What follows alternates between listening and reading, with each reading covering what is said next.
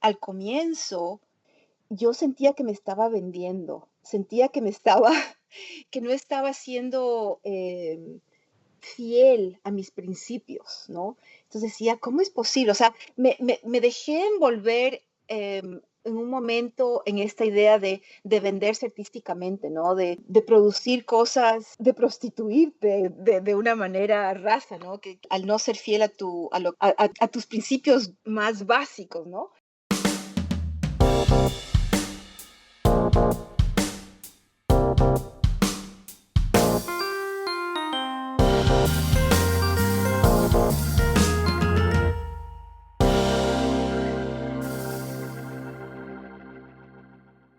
Hola amigos y amantes de la gráfica, bienvenidos al episodio número 27. Les habla su anfitrión, Reinaldo Gil Zambrano, trayéndoles una nueva conversación en español con artistas del grabado que están haciendo algo más allá de lo esperado. Si no quieres perderte de nada, suscríbete ya en tu aplicación favorita donde bajas tus podcasts. Consideren apoyarnos por medio de nuestra página de Patreon. Así puedes continuar trayéndote este material gratuito cada semana, demostrando que la gráfica está más viva que nunca. Si eres un fanático de los episodios, invítase a alguien el cual tiene curiosidad por la gráfica, o un amigo que busca aprender y practicar su oído con el español. Sigue nuestra página web www.helloprintfriend.com para ver detalles sobre cada uno de nuestros episodios. Hello Print Friend es traído a ustedes gracias a Speedball Art Products, quienes producen un rango extenso de productos de muy buena calidad para la creación de tu arte desde 1997. Productos como la línea profesional de herramientas para serigrafía. Speedball cree que los materiales de calidad, sin necesidad de romper el cochinito, son necesarios. Sus escuillas de aluminio y excelentes pantallas de impresión te ayudarán a imprimir y darle forma a tus grandes ideas. Así que si quieres llevar tu espacio de trabajo de pasatiempo y convertirlo en un estudio profesional, visita la página web de Speedball www.speedballart.com para ver las tiendas identificadas donde puedes adquirir sus productos. En el programa de hoy estaré conversando con Sandra Fernández, artista multidisciplinaria y grabadora, nacida en Nueva York pero con raíces ecuatorianas, con una trayectoria amplia en la docencia, ahora viviendo el sueño de artista plástico a tiempo completo. Conversaremos sobre su experiencia en la educación universitaria y la realidad de ser profesora adjunta, y sus dificultades para luego sustentar su vida del arte en los últimos años. Sandra Fernández también sirve ahora como presidenta del Consejo Gráfico Nacional, que es una coalición independiente de talleres gráficos alrededor de los Estados Unidos. Así que, sin más preámbulos, acompáñenme a Nueva Jersey, al estudio personal de Sandra Fernández para esta conversación. Sí, me encuentro en la ciudad de perdón, en el Tranquilo. estado, ya le iba a hacer ciudad al estado, en el estado de Nueva Jersey, en la ciudad de Parlin. Es una ciudad que queda justamente en la mitad del estado hacia la costa este. Oh, ok, perfecto. Y si nos podrías decir para nuestros oyentes tu nombre, tu apellido y a qué te dedicas. Claro, mi nombre es Sandra C. Fernández, soy artista de técnica mixta, comencé con fotografía, pero también trabajo en grabado, escultura blanda, instalaciones y esculturas públicas. ¿Y desde dónde nos estás hablando, Sandra? Les estoy hablando desde Parling, en Nueva Jersey, Estados Unidos. ¿Y estás en dónde ahorita? ¿En tu casa? ¿Estás en tu estudio? Estoy en mi estudio. Mi estudio está localizado en mi residencia, en el sótano de mi residencia. Toda la planta baja es mi cueva de hacer arte. Wow, qué bien. No, eso es como que el sueño, ¿no? El tener acceso a un espacio creativo tan cercano a donde tú vives, ¿no? O sea, parte de la estructura donde tú vives. ¿Cómo ha Sí. sido esa experiencia para desarrollar ese estudio? No, para mí ha sido maravilloso desde cuando yo estaba estudiando en la universidad. Siempre tuve mi sitio de trabajo en casa.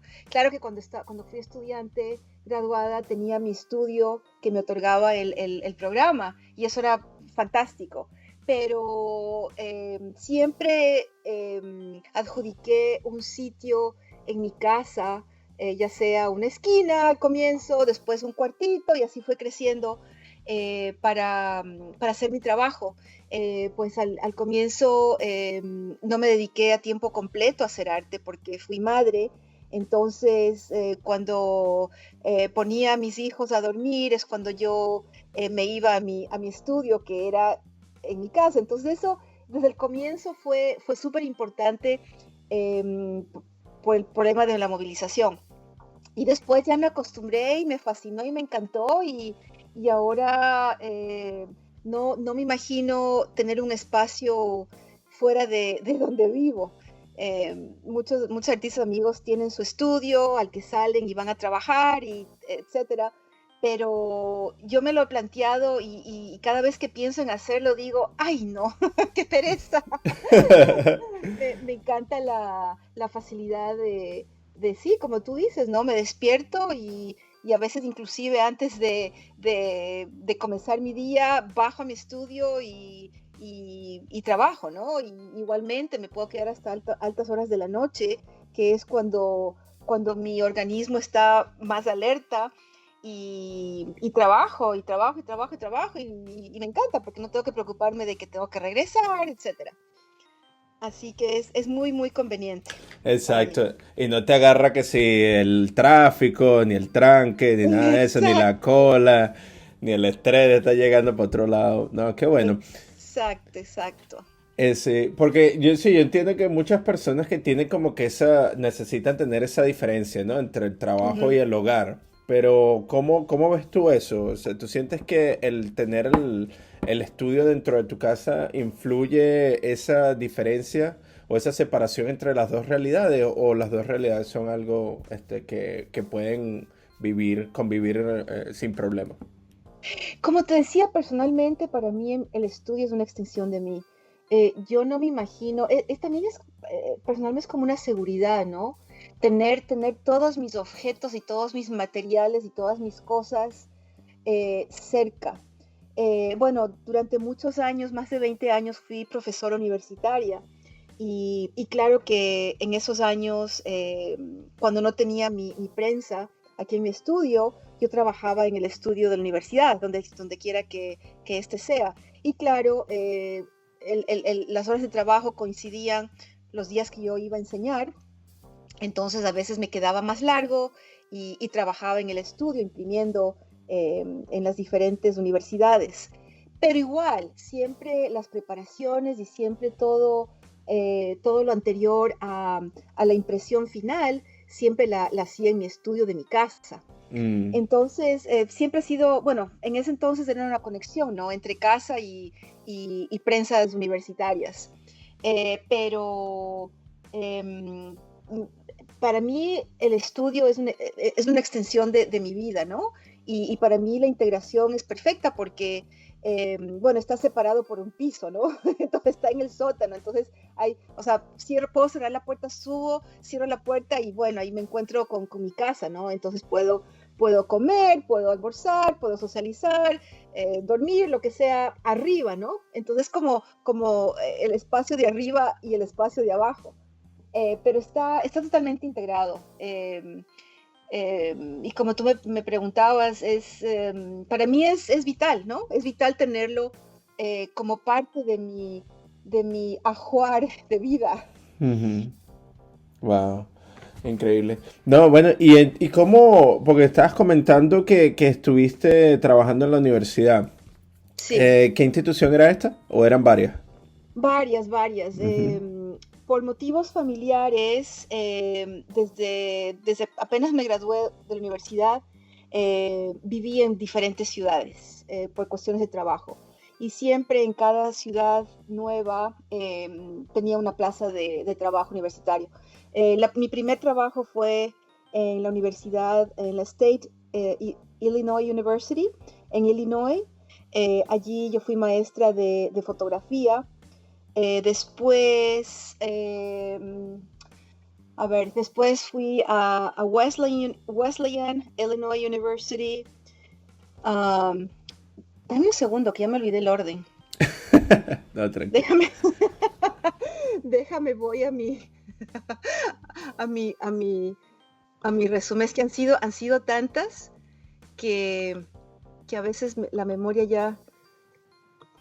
Claro. Y estas las hacías más que todo como adjunct, como profesor asistente, o lo hacías Sí, sí, como... sí, no, no, Ujú. fui profesora adjunta por muchos años, y esto me permitió, como te contaba antes, criar a mis hijos, porque yo trabajaba a medio tiempo y a medio tiempo, y el resto del tiempo estaba con mis hijos, ¿no? Mientras ellos eran chicos.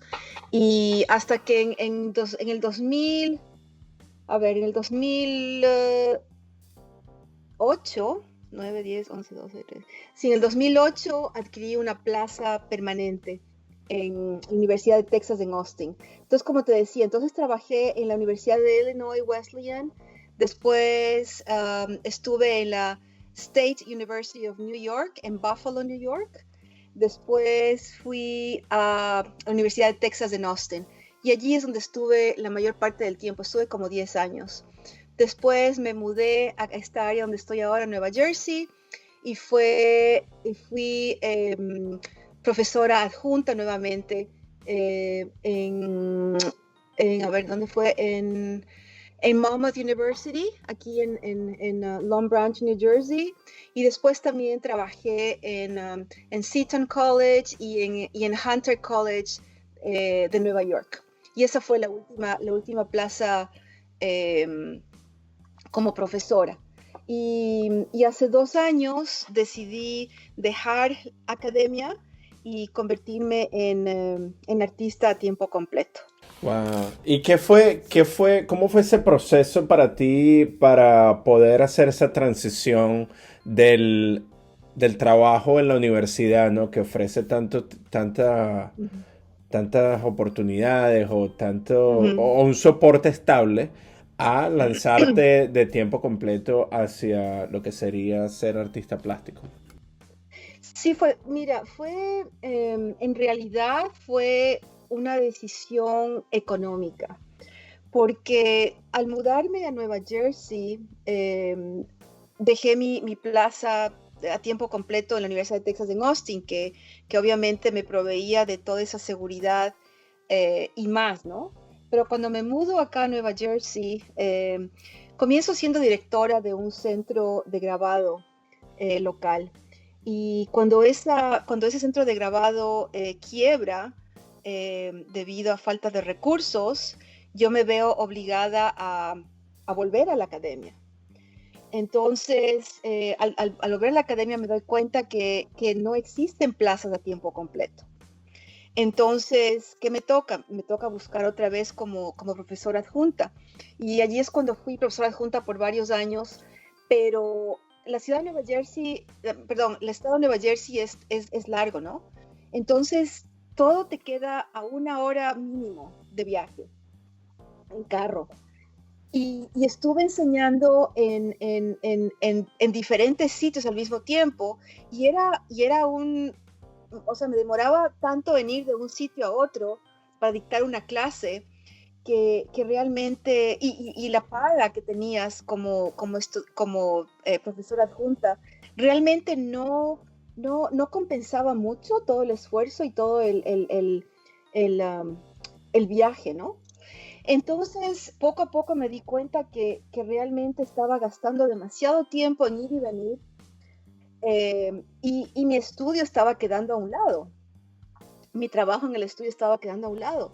Entonces fue realmente una decisión mm, y, súper importante en mi vida, obviamente. Yo siempre había querido tener mi propio negocio, y por circunstancias nunca lo logré hacer. Entonces dije, no, ahora es la oportunidad. Si no lo hago ahora, ¿cuándo lo voy a hacer? Y, mm, y dejé la academia, dejé mis clases de profesora adjunta y me lancé así de, de clavado Mm. a la piscina sin profundidad.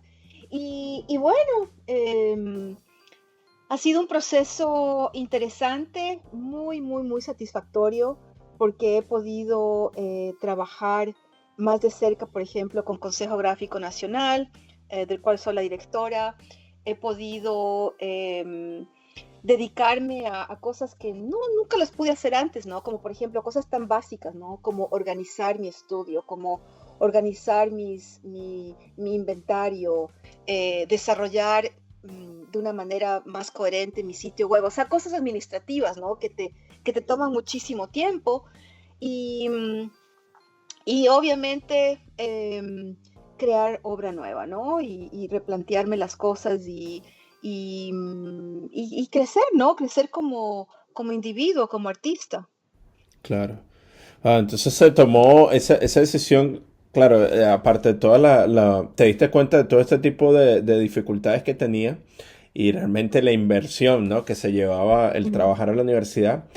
Pero, ujú. ¿cómo fue ese momento que tomaste la decisión? ¿Fue una decisión sumamente sencilla o existía muchísimo miedo alrededor de ella? No fue de un día al otro. O sea, esto me tomó un par de años. O sea, poquito a poco es como que fui haciendo la transición.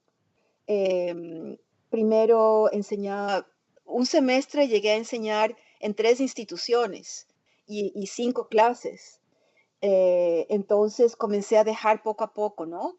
Dejé una institución, después dejé la otra y me quedé con una.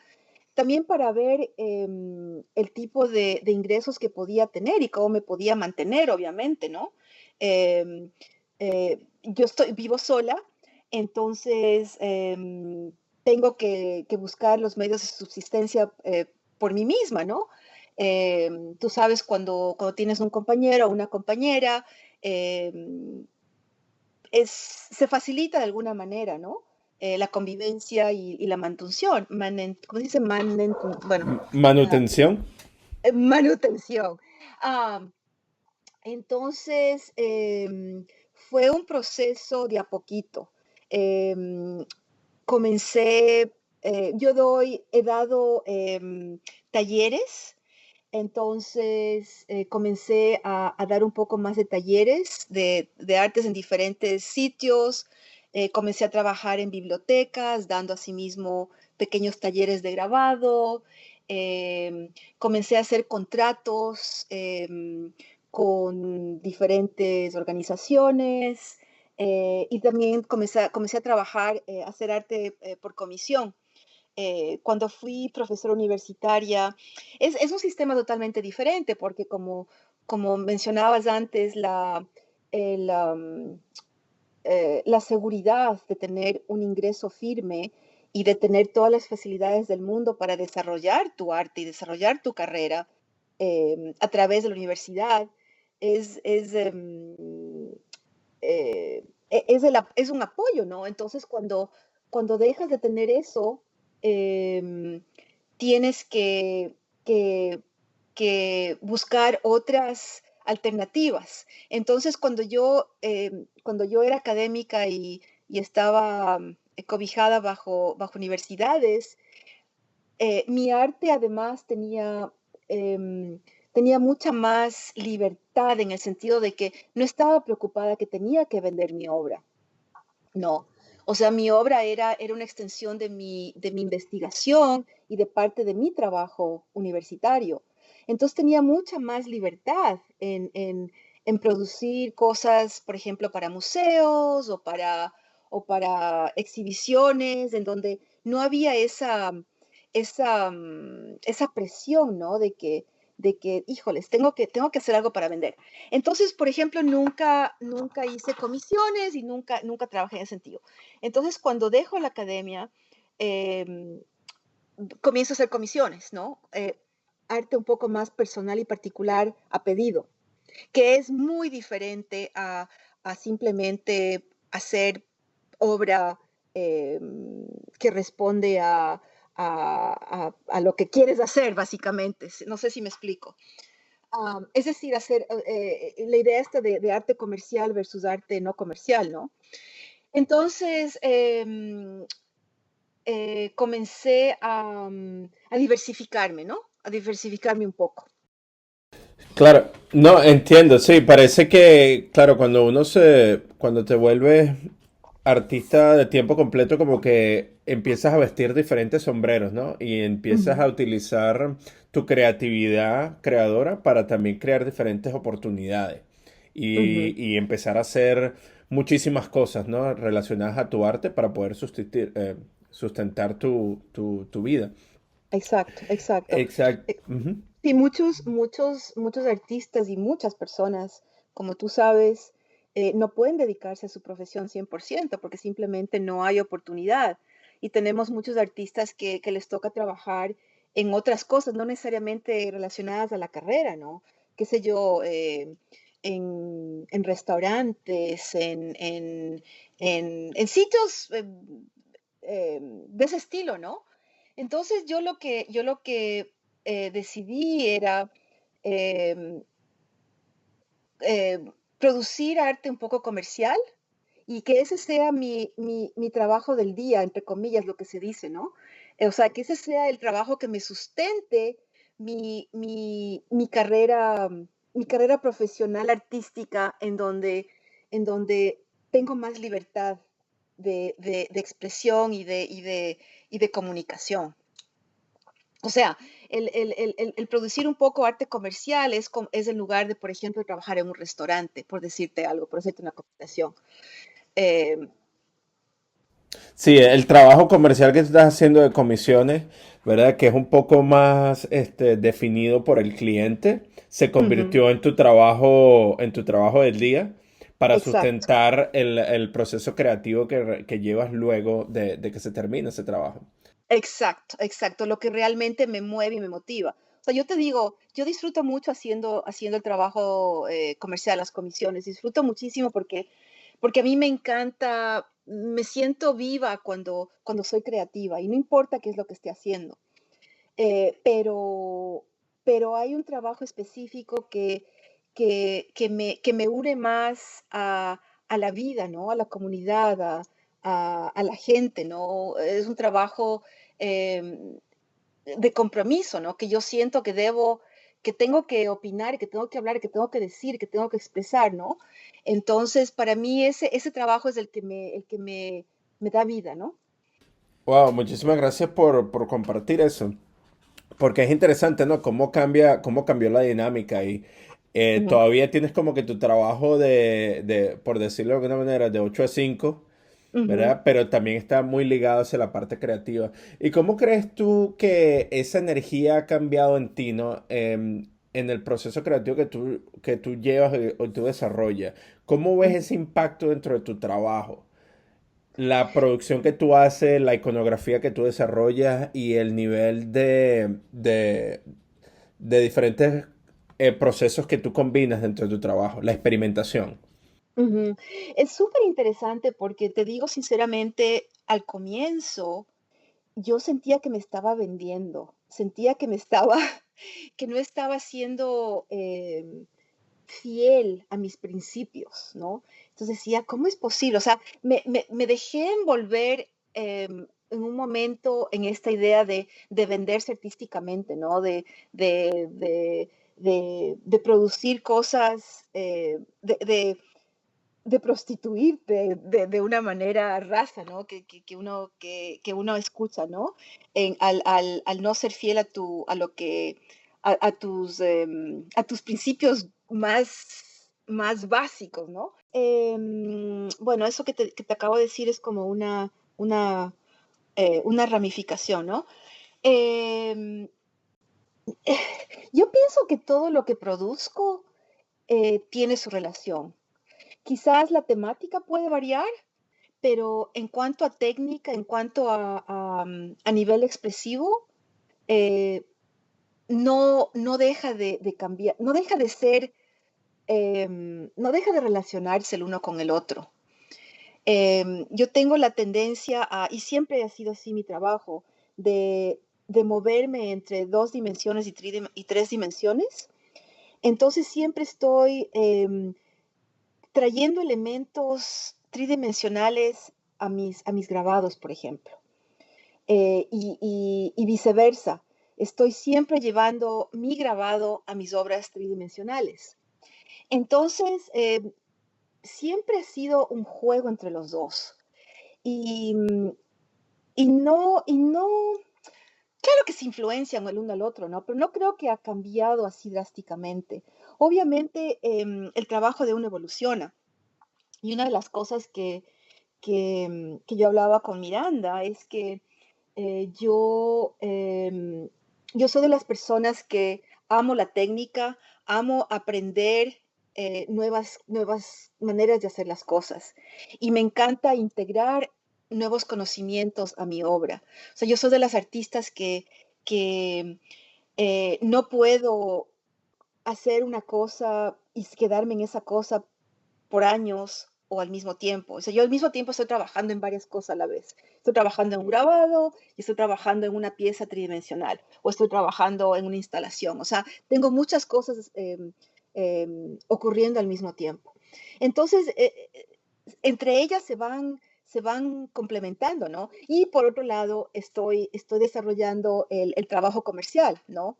Que igual tiene mi estilo, tiene mis inquietudes, tiene mi textura, tiene lo mismo, pero es un poquito más em, enfocado bueno, ¿qué es lo que la gente quiere comprar, no? O sea, ¿qué es lo que la gente quiere consumir y que no es tan caro, ¿no? Entonces, es un juego, ¿no? Es un juego, es un balance, es descubrir, redescubrir, implementar y y seguir desarrollando, ¿no?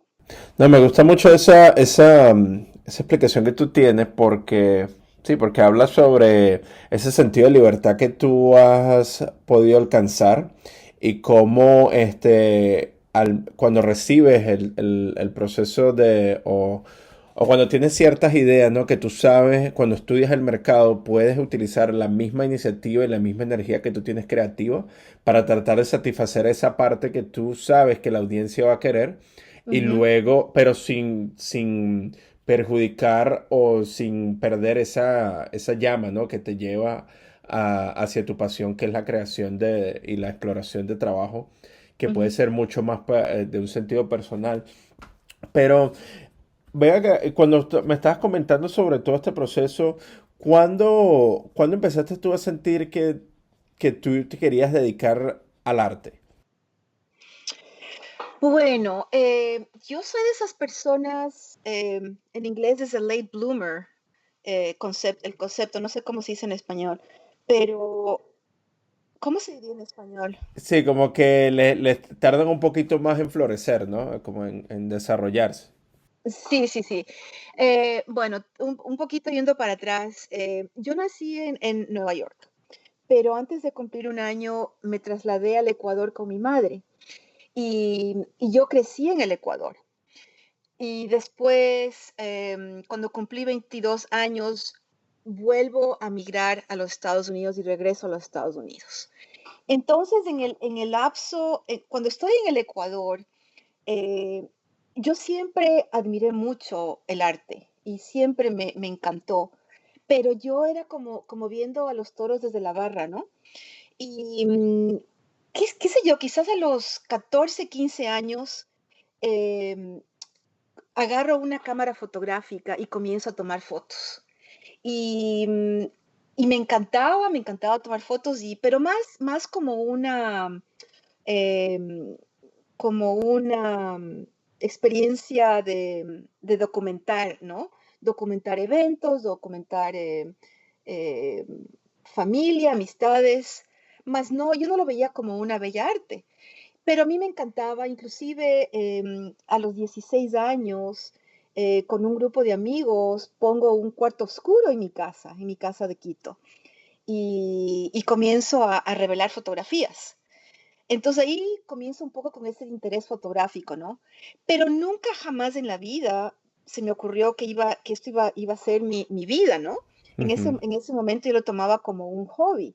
Y mientras estudiaba sociología y literatura y desarrollaba mi vida de otra manera, ¿no? ujú.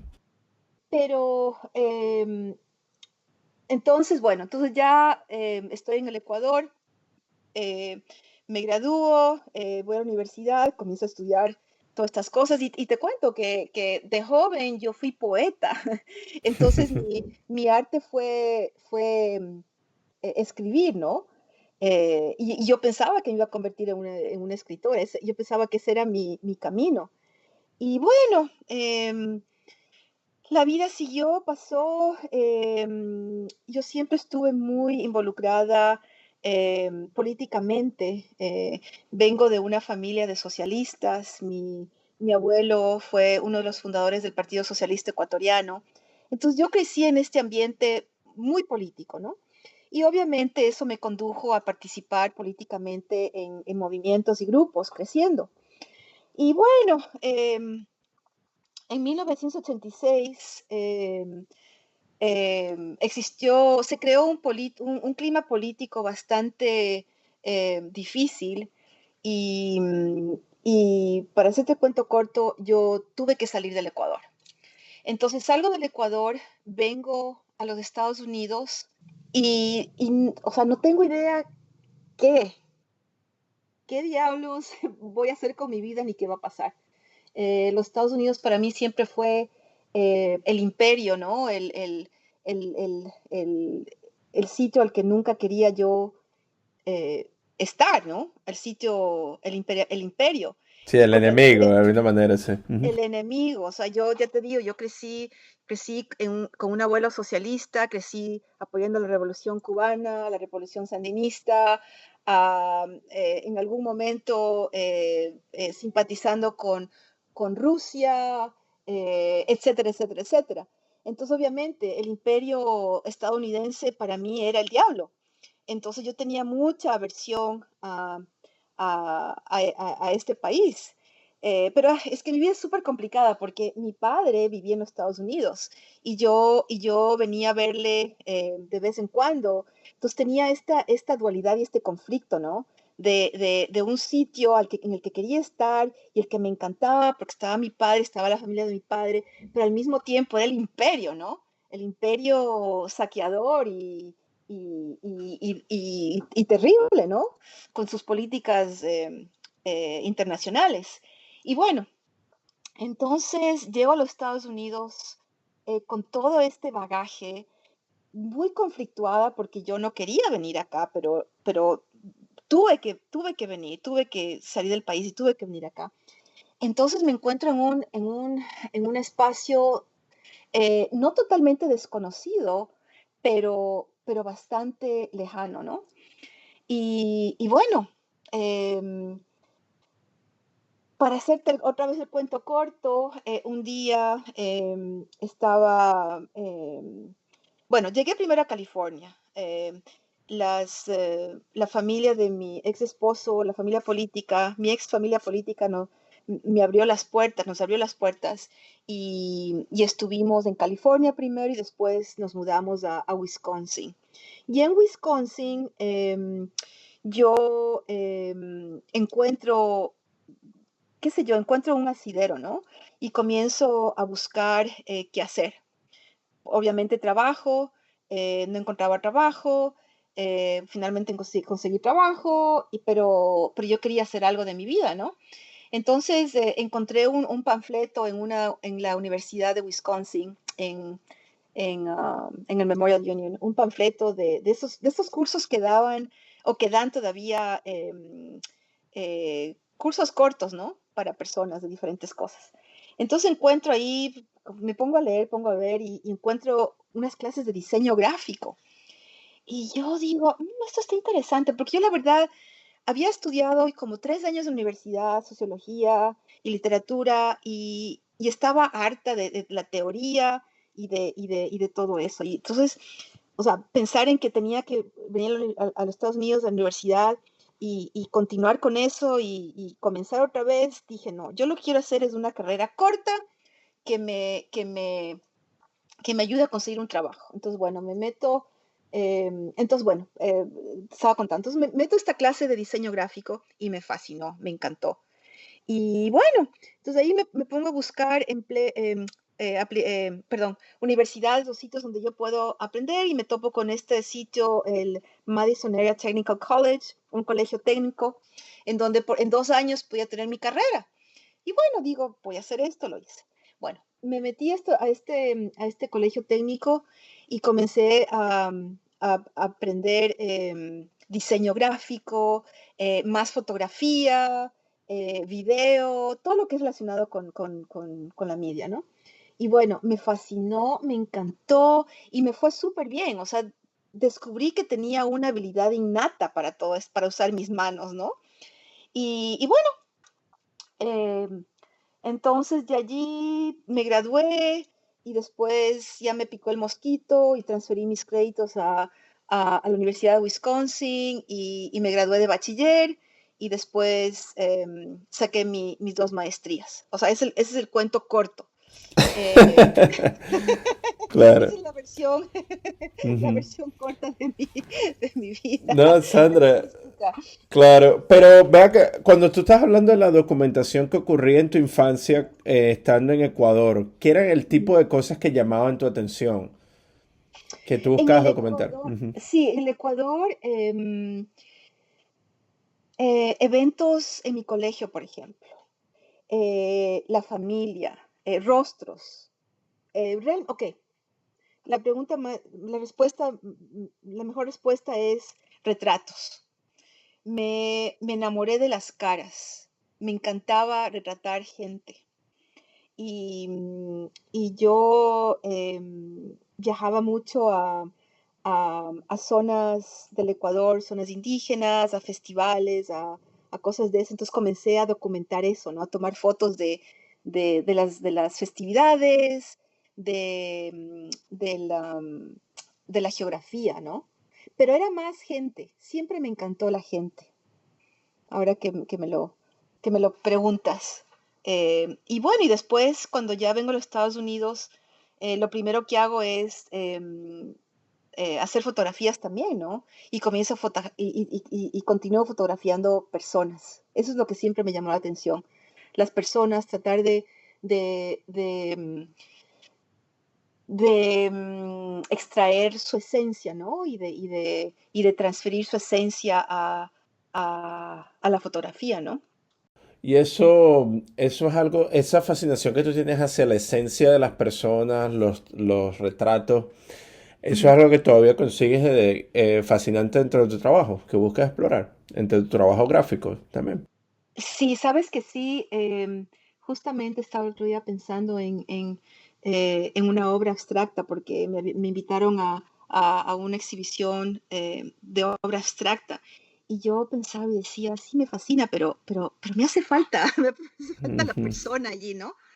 Y sí, y eso se ha acarreado en mi obra porque em, todavía uso en mis grabados mi base de datos de retratos que la he amasado durante más de 30 años. Todavía acudo a esas imágenes, ¿no? Y son una parte muy, muy importante de mi obra. eh, esos retratos fotográficos y no solamente los utilizo como fotografías en sí mismas. Ahora estoy comenzando a desarrollar, no, serious not, a usarlas como referencia para dibujos. Ujú. Eh, Estoy un poco interesada en eso ahora. Ah, wow. Y esos dibujos también pareciera que tienen una transición hacia lo tridimensional, ¿no? En tu trabajo. Sí, sí, sí, sí, sí, sí. Como te decía antes, el grabado, la impresión en papel es algo que me fascina y también esa fascinación me llega de mi niñez, o sea, otra vez hablando de mi abuelo, eh, Leonardo J. Muñoz. Él fue un bibliófilo y yo crecí entre libros, ¿no? Entre libros viejos y nuevos y tengo una fascinación por el papel. Entonces, es una de las conexiones más grandes que logré cuando estaba en la universidad aprendiendo las diferentes técnicas, ¿no? Y cuando me acerco a libros de artista, a poder trabajar y manipular el papel y meterme en las 3 dimensiones utilizando grabado, ¿no? Am, entonces, eso, sí, para mí me encanta manipular el papel y me encanta construir y me gusta mucho, es parte de mi proceso creativo. Y cuando estás trabajando con la esencia, ¿no? Esa parte de la esencia del ser humano que tú buscas retratar y estudiar, ¿tienes alguna, o podrías compartir con nosotros qué sería la esencia del individuo ecuatoriano Del individuo ecuatoriano. o la sociedad Ah, ecuatoriana? ajá. Híjole, es una pregunta que me hace volver a mi pasado, ¿no? Eh, gente buena, gente a- com- absolutamente generosa y solidaria. Eso es la experiencia que yo tuve, ¿no? Creciendo. Em, y también yo retrataba sus carencias a nivel económico, ¿no? Y justicia social. Pero a la vez dentro de esas carencias y de esa injusticia social, unas almas muy, muy, muy abiertas y cálidas, ¿no? Y generosas. eh, Cuando hablo de la población indígena, ¿no? Pero en general, esa, esa bondad, ¿no? Que no es fácil encontrar, ¿no? Y no estoy segura em, cuánto eso ha cambiado, ¿no? Desde que yo salí del Ecuador. He vuelto muchas veces y he visto muchos cambios, ¿no? Mucha, sí, muchos cambios en la situación social, económica. Pero no, pero sin embargo, no, la gente ecuatoriana no ha perdido eso, te digo sinceramente, no ha perdido esa, esa bondad. Es que no sé qué otra palabra usar. Me gusta. Y en ese sentido de bondad y conexión que tú encontraste en el Ecuador, que se ve también que posiblemente has encontrado dentro de la creación de arte, eh, ¿qué importancia tiene para ti la comunidad, ¿no? Sobre todo en el ámbito del grabado. Ujú.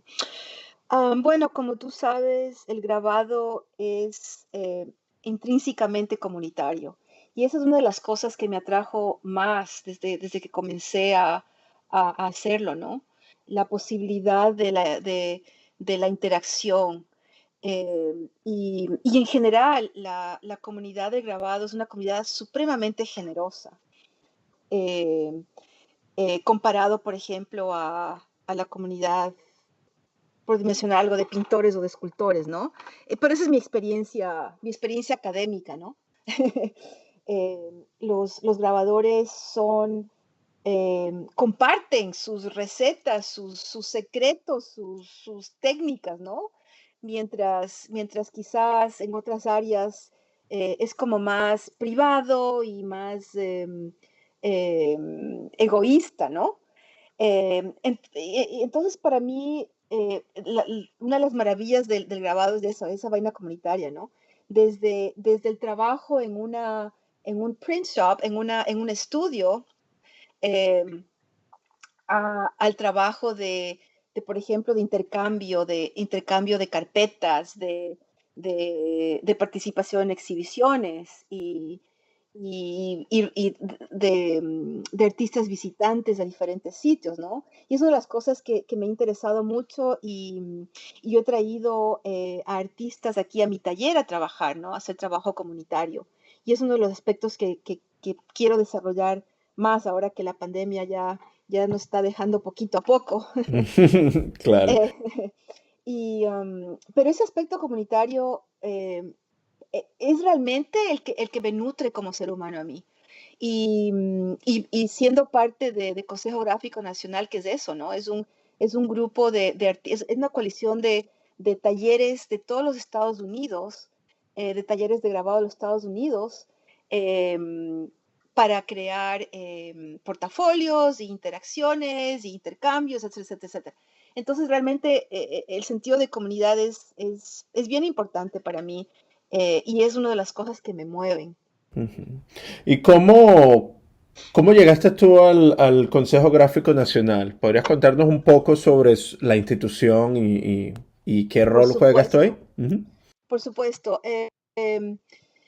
A ver, en el 2004 yo llego a la ciudad de Austin, en Texas, y me conecto con Sam Coronado, que fue el fundador de uno de los talleres miembros de consejo que se llama el proyecto Serie, The Serie Project.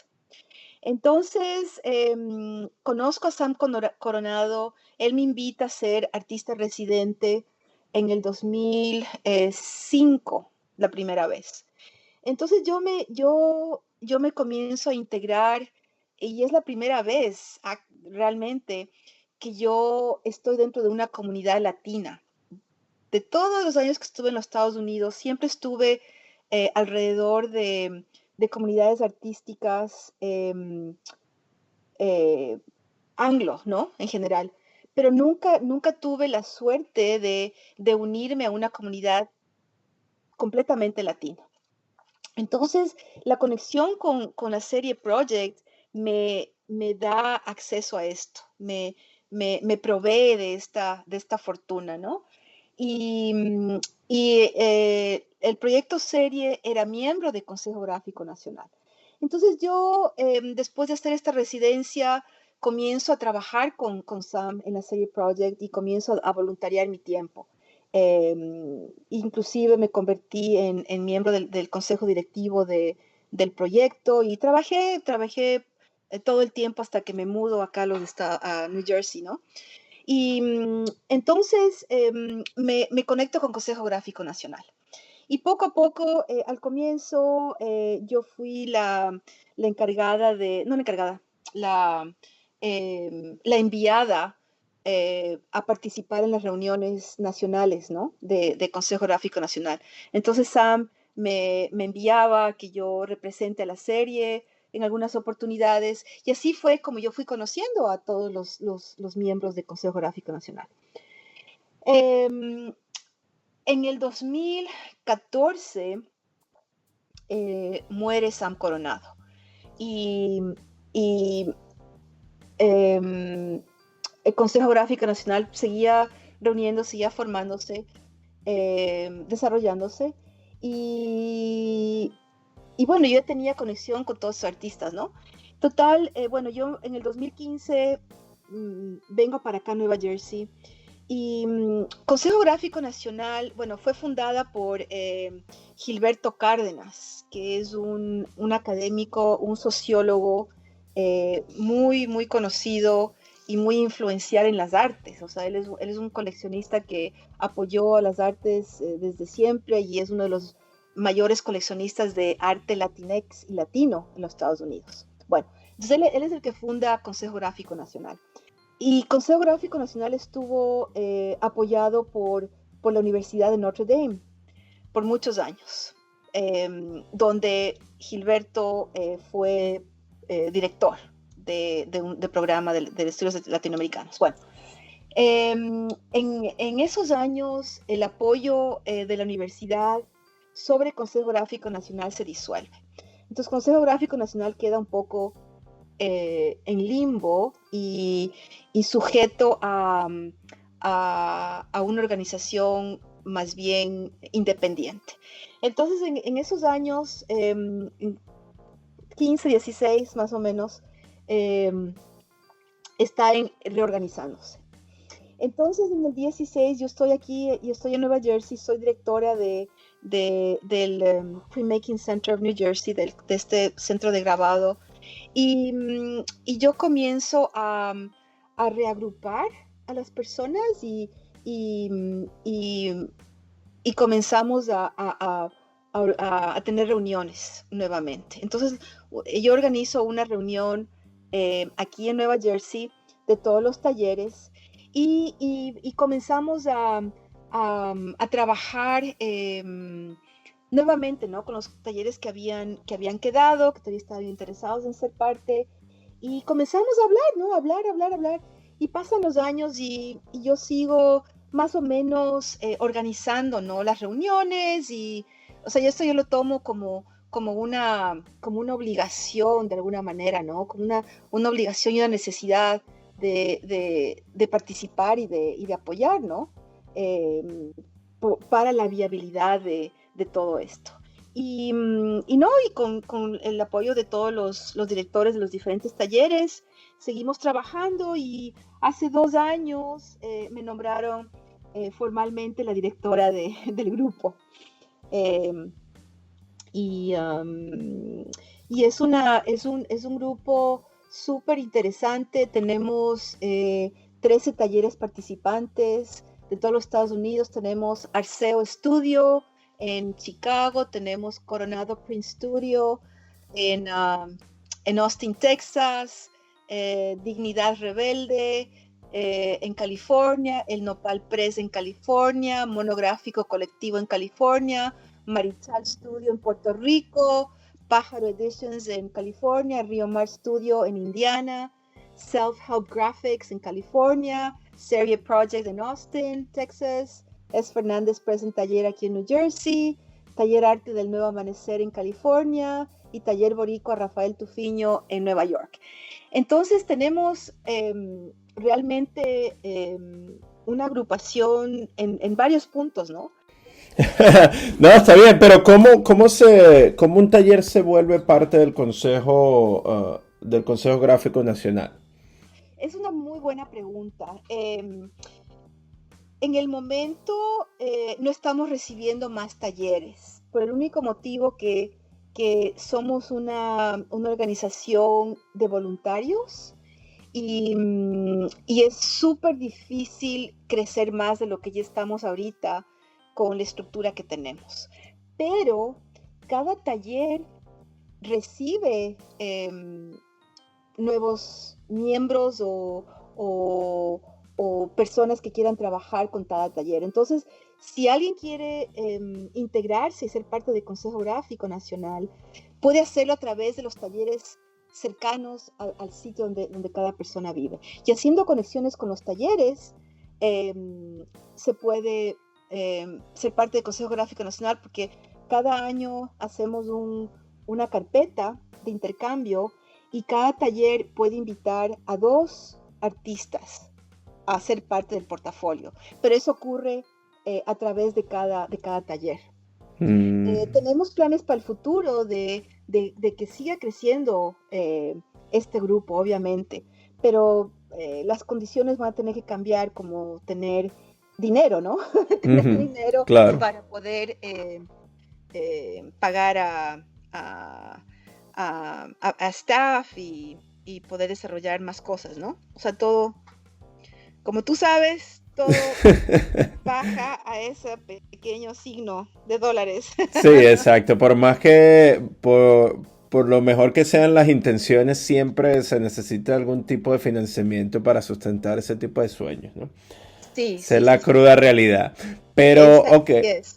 Pero entonces, bueno, entonces existe el Consejo Gráfico Nacional y si nuestros oyentes quisieran ponerse al tanto de los diferentes estudios, si algún estudio le queda cerca para poder colaborar, ¿existe algún tipo de página web o existe una página de Instagram? ¿Cómo podemos Sí, sí, sí, comunicarnos con ustedes?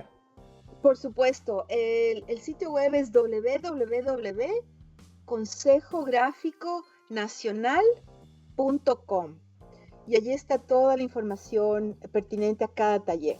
También estamos en Instagram, @Consejo Gráfico Nacional, y también tenemos una página en Facebook, igual, Consejo Gráfico Nacional. O también, para cualquier pregunta, pueden comunicarse conmigo. Pueden hacerlo a través del website, está un enlace directo a mi correo electrónico, o me pueden mandar a mí personalmente, bueno, no personalmente, sino Consejo Gráfico Nacional @gmail.com.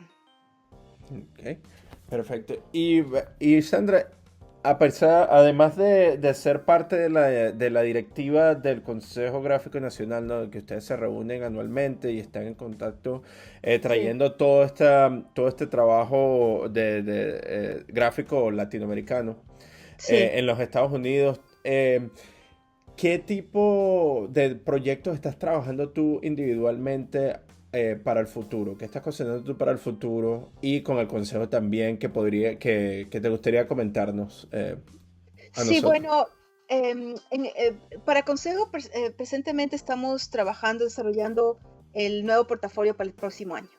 Em, Tenemos planes de exhibiciones, exhibir nuestros portafolios, nuestras carpetas en diferentes instituciones.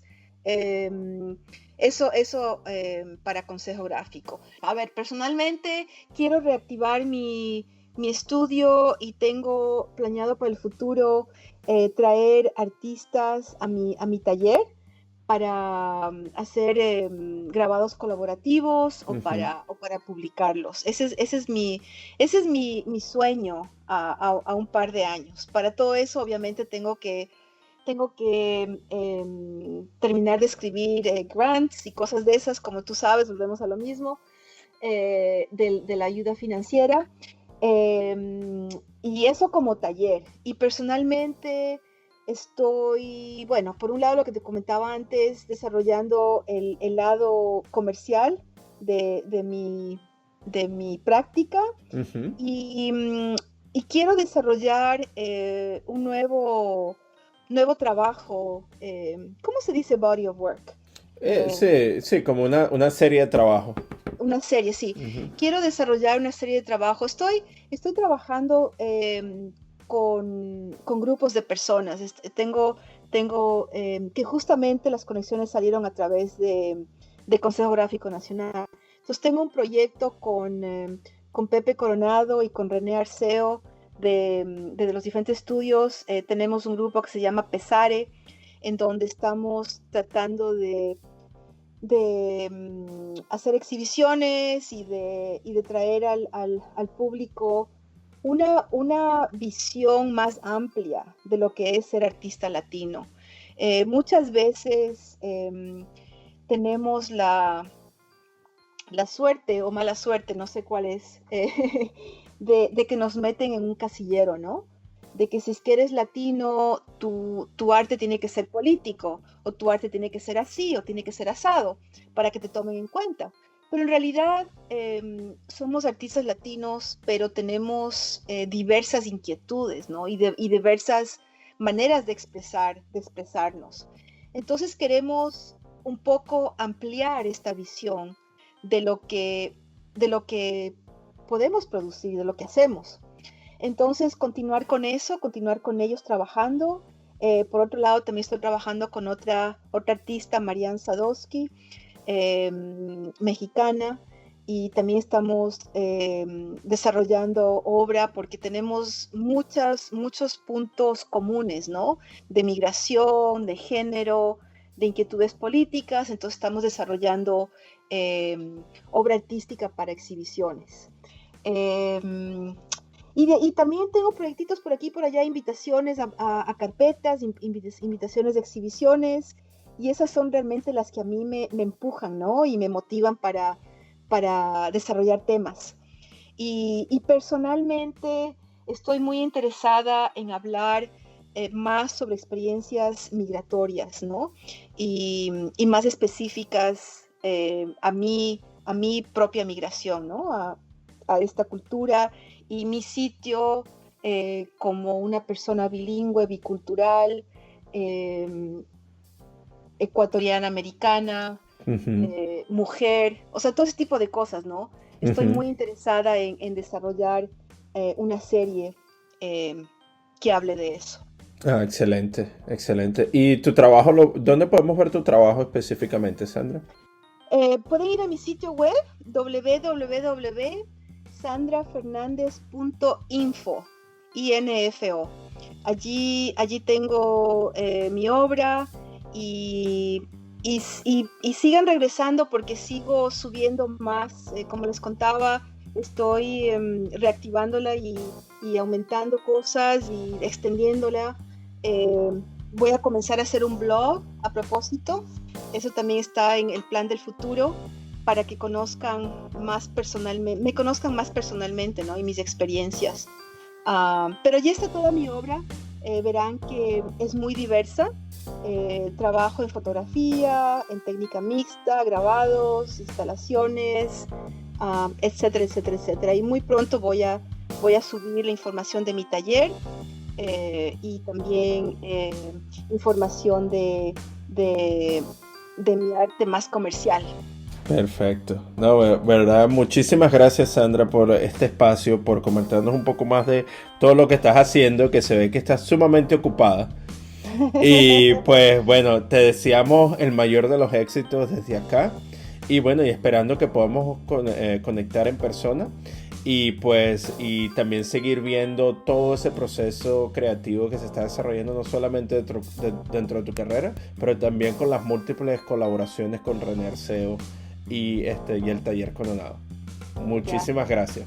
No, a ti Reinaldo, muchísimas gracias por haberme invitado y por esta conversación tan agradable, tan enriquecedora para mí también, con tus preguntas muy inteligentes y gracias por este programa, por esta serie de podcasts que ustedes hacen. Realmente, como le comentaba a Miranda, es una puerta abierta, maravillosa, no solamente para los que no conocen del grabado, sino para los que conocemos de grabado, porque sabemos que existen tantos y tantos y tantos talleres, sobre todo latinoamericanos y latinos, ¿no?